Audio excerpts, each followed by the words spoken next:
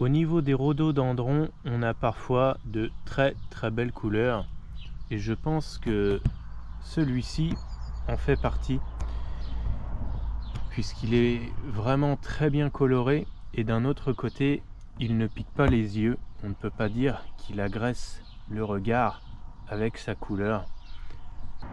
Le rhododendron Souzan est un rhododendron très mauve avec une gorge très colorée, très foncée.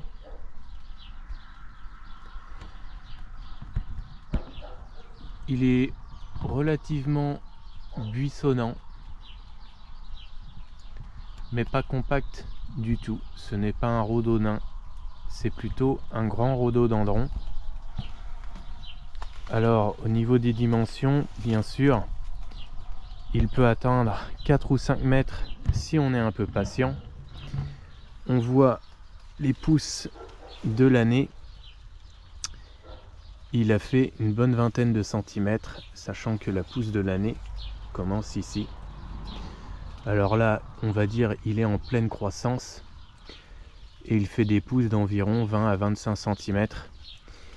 Aujourd'hui, il mesure environ 1,20 m à 1,50 m. Si on redresse un petit peu les branches. Alors le feuillage est tout à fait classique, rien à dire de ce côté-là. C'est un petit peu les coloris bleutés en bouton. Il est très mauve, mais loin d'être bleu. Je pense que cette couleur est l'une des plus remarquables pour un rhododendron. Il n'est pas rose vif, il ne pique pas les yeux. Et je pense qu'on peut l'associer assez facilement avec à peu près toutes les couleurs, que ce soit avec du blanc, du rose, du rouge. On va peut-être juste éviter les tons un peu jaunâtres, les jaunes pâles, mais avec un jaune bien soutenu, je pense que ça peut tout à fait se marier.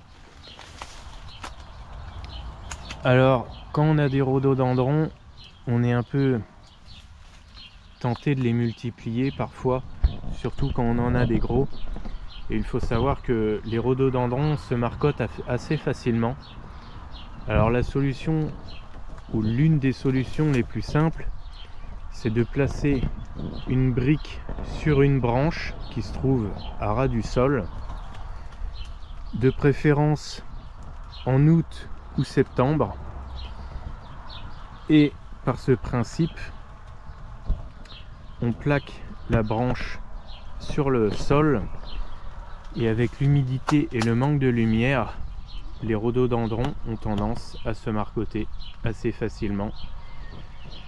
2 ans plus tard, on coupe la branche pour séparer la plante du pied mère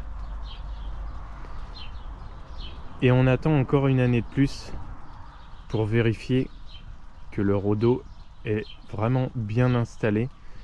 L'idéal étant aussi tous les ans de faire un léger apport.